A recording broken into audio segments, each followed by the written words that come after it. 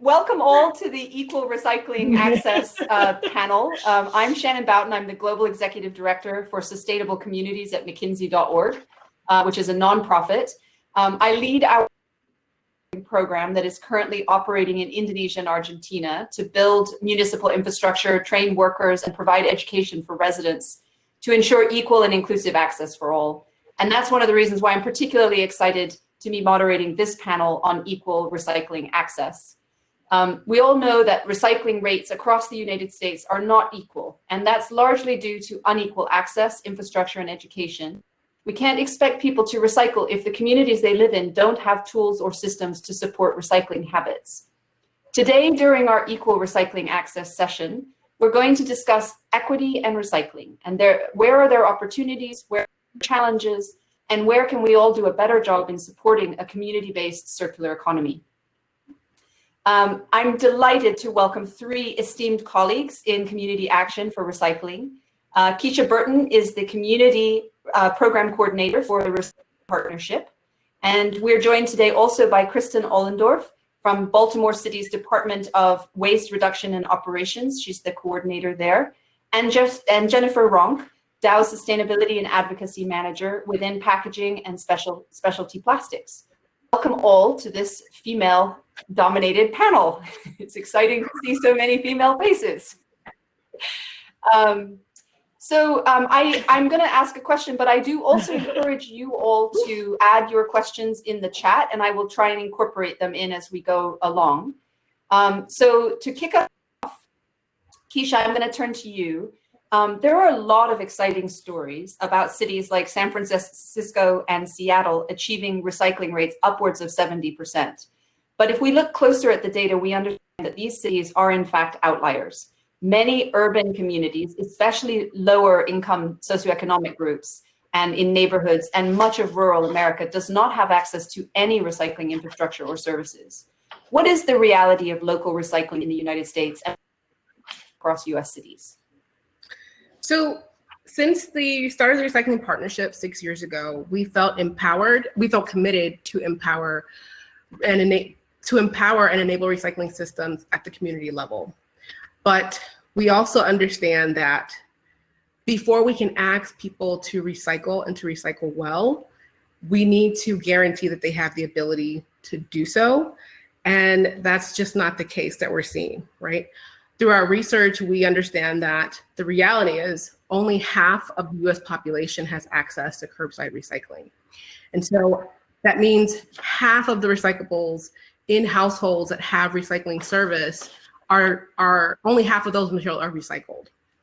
So in order for us to capture more material from the stream and quality recyclables, we have to support our residents through education that meets them where they're at, that meets their needs, right? We also understand that disadvantaged populations have unequal access. And today it is very fair to say that the recycling system and access to recycling is disadvantaged across certain streets, neighborhoods, and housing types across the socioeconomic lines. So that essentially results in limited or lack of participation within those communities. And this essentially means that if they're not participating, we're losing out on the benefits to the US system, both economically and environmentally. So can I maybe ask just a quick clarifying question? When you say some streets have access and other streets don't, what is it that drives that? Do you know what the underlying cause of that is? So I don't necessarily know what the underlying cause would be, but what I could say is that for communities that are disadvantaged, they have to meet certain foundational needs first, right? So if they're looking at their basic needs for housing and for food and for resources, they don't necessarily feel incentivized to participate in recycling services.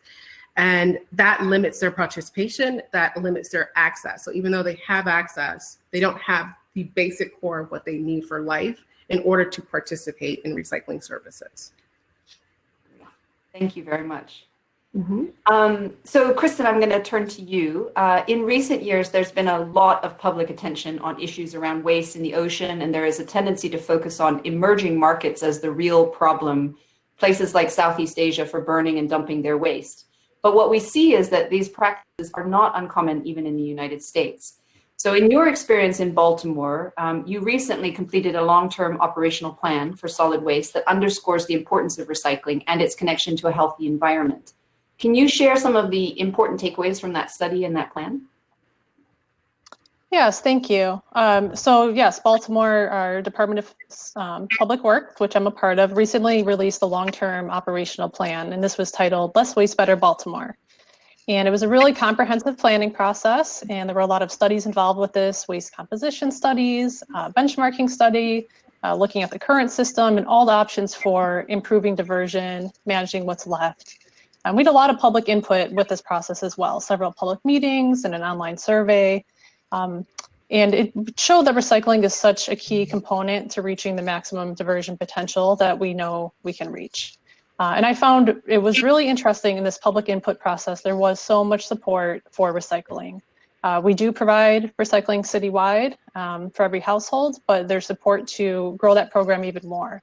For example, in the online, 84% of respondents agreed or strongly agreed that the city should increase access to curbside recycling. And indeed, one of the final recommendations of this plan was to provide free recycling carts to improve this participation in recycling. And if anyone's interested in learning more or looking more in depth at all the numbers, all the documents associated with this plan are on the DPW website. And I found it really encouraging to see so much support for recycling and improvements to our current system. And it kind of also underscored that that collection component is so key. Hold your recycling and collect it. That kind of gets to what you were saying about the attention on emerging markets with dumping and uncontrolled plastics contributing to marine litter. That's not unique. It's a challenge in Baltimore. Like in many US cities, we experience illegal dumping problems. Almost every day I see plastic bottles or other items in the gutters. And unfortunately, in Baltimore, the stormwater drains lead directly into the harbor. So unfortunately, those pieces of litter, when it rains, they end up in the storm drains and discharge into the harbor, which leads to the bay and so on. So that collection piece is so important to keeping those materials out of the waterways and getting them to where they should be going, which, in the case of a plastic bottle would be a recycling facility. So while we do provide recycling to every household, the service is there. I think simply providing a service isn't always enough. Sometimes you have to take that extra step, meet people where they are, explain what the program is, why it's important, how to use it, what's accepted. And I think if you can achieve that, it kind of is an effect of achieving a lot of things along with it. So yeah, and we did recently receive a grant from the Recycling Partnership for an anti-contamination campaign, kind of a campaign about recycling. So we think that will go a long way toward improving the program. So we know we actually are facing some challenges right now with collection due to the COVID-19 pandemic and having staffing challenges with our crews. But we know that we'll get stronger despite of that, especially with the support of our partners on this call and many other important stakeholders and partners we've been working with. So we're excited to move forward on those plans. Great, thank you, Kristyn. So Jen, as we think about waste in the environment, there is clearly a lot of focus on consumer packaged goods players and the final destination of their packaging. Obviously, Dow is the origin of many of the plastics that go into that packaging. Where do you see the role in influencing the recycling environment, and what kinds of programs are you sponsoring and why?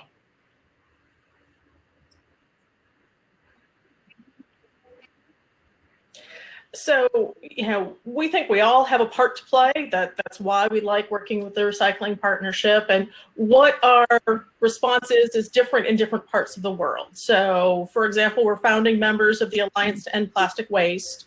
And a big thrust of those activities are to, try to bring infrastructure and resources to developing parts of the world. But as you alluded to earlier in the conversation, that doesn't mean that the work is done here. And so there's important work that we're doing with the Recycling Partnership and others. Some of it's to make sure that people more clearly understand what is recyclable and what isn't and where should it go. And some of it is just making sure that more people have access. Things like having lidded carts can be an important part of keeping material out of the environment. I used to live in a city where I had the little tote bins, and I was a very good recycler, so I always had a lot of material in there. But I was always kind of watching to see when the recycling truck was going to go through and then run out, because if I just put my recycling out the night before, it was all going to blow down the alleyway, and that's a terrible thing. So it's been really great to work with the Recycling Partnership on projects like the one that we're doing in Milwaukee, where some people in the community had lidded bins and some people in the community had tote bins, and there might have even been parts of the community where there weren't anything. And when things got collected, sometimes it was every week, sometimes it was every 2 weeks, sometimes it was every 3 weeks. And if we can bring more access and more consistency, along with the great education work that the Recycling Partnership does, to that community, I think we can get more better quality material. And that's the kind of thing that we're hoping to be able to do with Baltimore too, is just help them get more plastics back and participating in the circular economy. Great. Thank you. So, so there are a lot of really interesting questions here about how to talk to communities that might not have access to there is one question from George Holmes that says, I see a large justified lack of trust between communities, governments, and corporations. Do you all believe involving communities in the decision-making process of these communities will enable a bit more trust between community members and the larger entities in order for them to accept these new practices in the communities? Keysha, I might start with you, but I'd be happy to hear from Jen or Kristyn as well on this one. So I do believe it's important to engage your community in the conversation. It's the community that you're serving for recycling services. And often if you are engaged with them, they can give you good feedback on how to reach their neighbors and the surrounding community that will stimulate participation. So it's very key to get their buy-in. If you've ever been through a process for getting a MRF into a community, you need the community engagement, you need the community buy-in. And so you can't necessarily separate the two components. Any other comments there? Yeah, I would just absolutely agree with that. We always try to communicate with our community groups and residents and get their buy-in and feedback. It really is very key. And a lot of times they think of things, we haven't. Government represents its citizens, so we need to work together, especially when making major changes.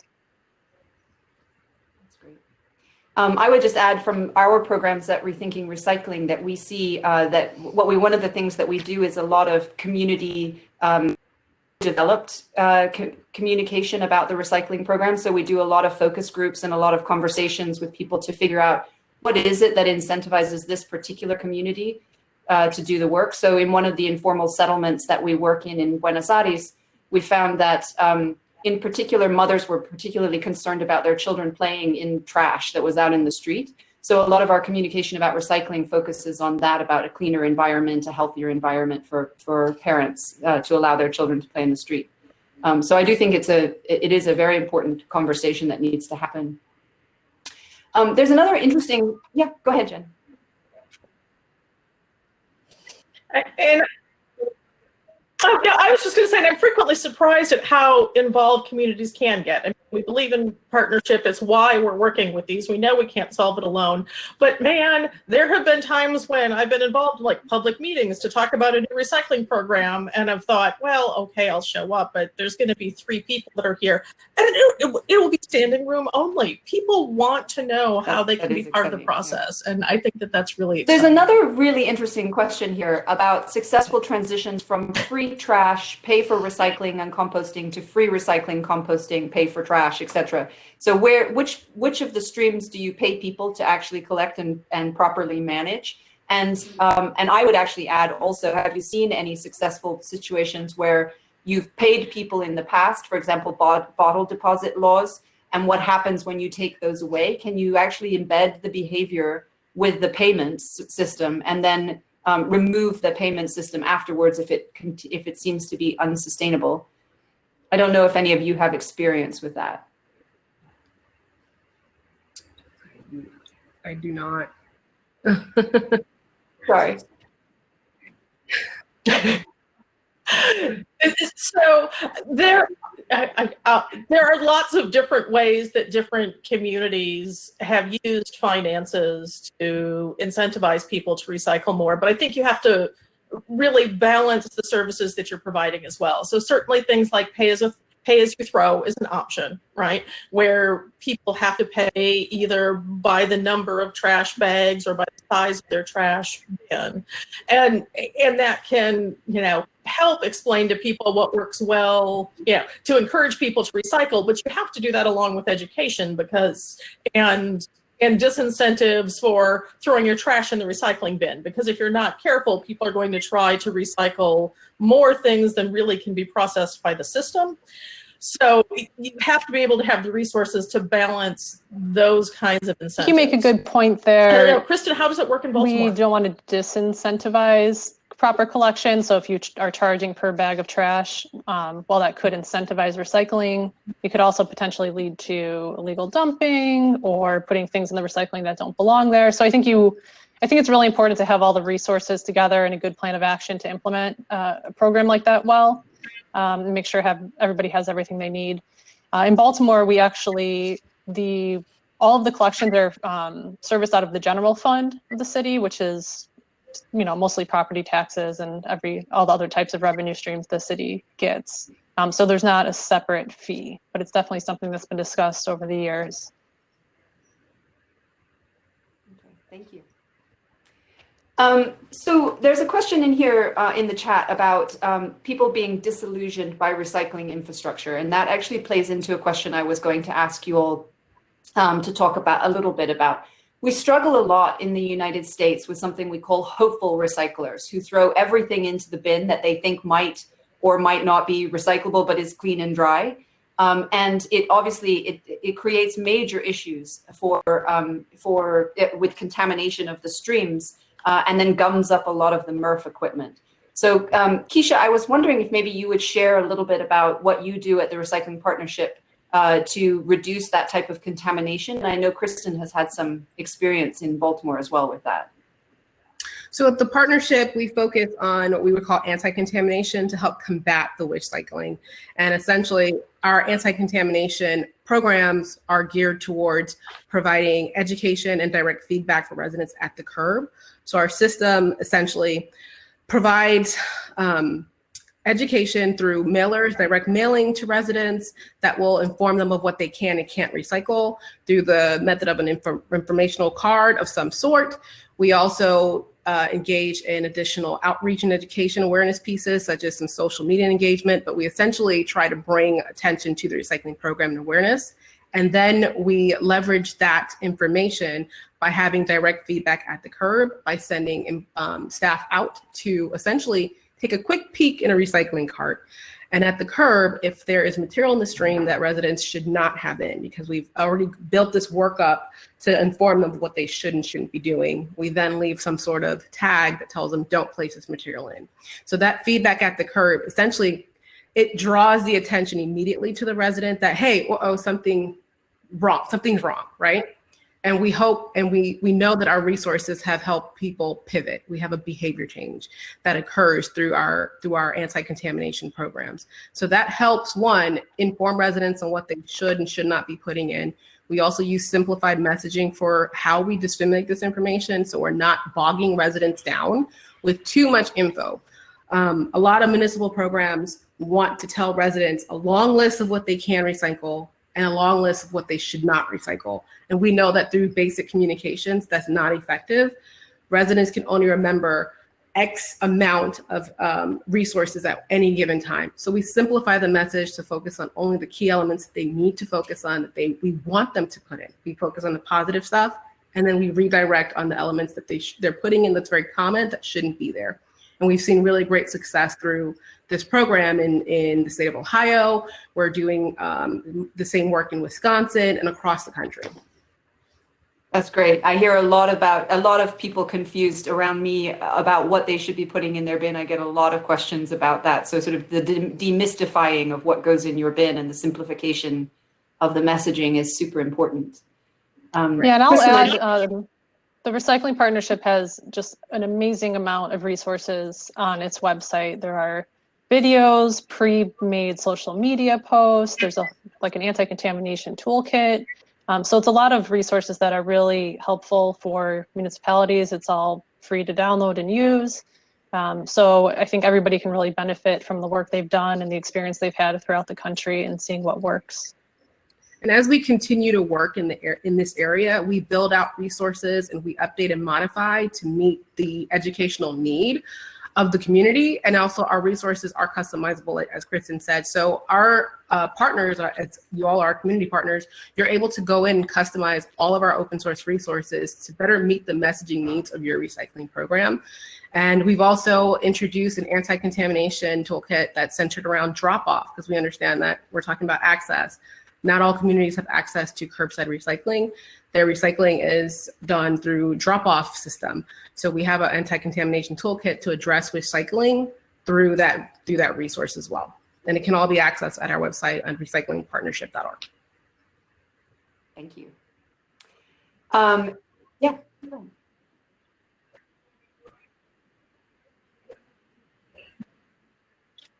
Hey, and I'm just going to do a quick shout out for, we also need to be looking toward the future, where, you know, how can we also look at technologies that help sort things better so that the things that get to a recycling center have a higher value, the better that they're sorted, and how can we figure out to get more kinds of materials to be a part of this, you know, circular economy system can handle using things whatever like we throw advanced at it, recycling. right? So I really think that that is part of the future that we need to be working toward. I also am seeing some questions about how Bowling do we balls build, will always reduce, be and rough, reuse so. advocacy into our outreach efforts. Does anybody want to address that?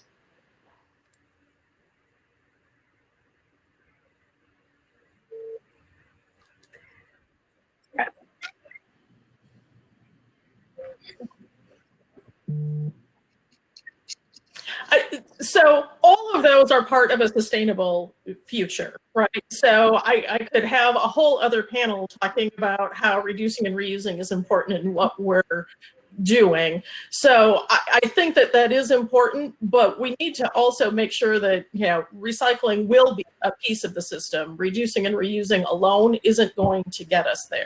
In And if we want Baltimore, to be able to get that last material November in back Time and for keep its America value, Recycles then Day, it's going to we be really just important that in-house everybody have developed a access. website where you can type in, you know, various common items, and it will tell you if it's accepted in the city's single stream recycling program or where and how you can recycle it.